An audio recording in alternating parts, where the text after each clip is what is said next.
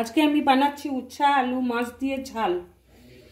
তো আগে উচ্ছাটা কেটে নিয়েছি বড় বড় করে, আলুটাকে সেদ্ধ করে নিয়েছি, মাছ ধুয়ে নুন দিয়ে রেখেছি, ভেজে নেব। তো মশলার জন্য ফোড়ন, পেঁয়াজ বাটা, আদা বাটা, টমেটো, লঙ্কা, হলুদ, সর্ষে, নুন। আগে আমি উচ্ছাটা নুন দিয়ে ভেজে নেব হালকা করে।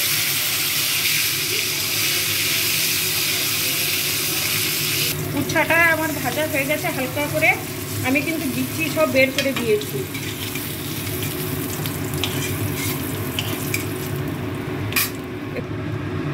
ভেজে নেব।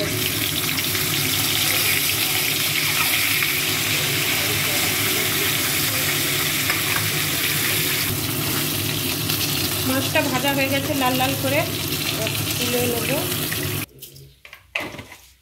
ফোড়ন দেবো, পেঁয়াজ বাটা,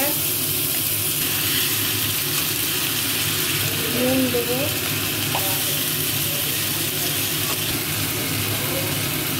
লঙ্কার গুঁড়ো,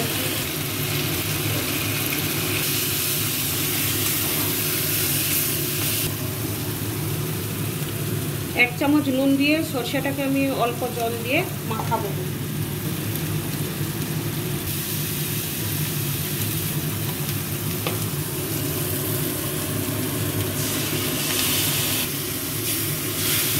সরষেটাকে কষাবো।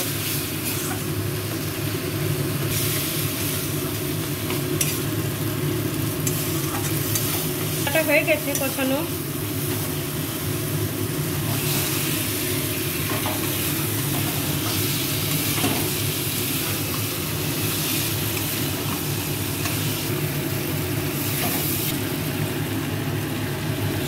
জল দিয়ে দিলাম, বাটি মেপে 2 বাটি দেবো।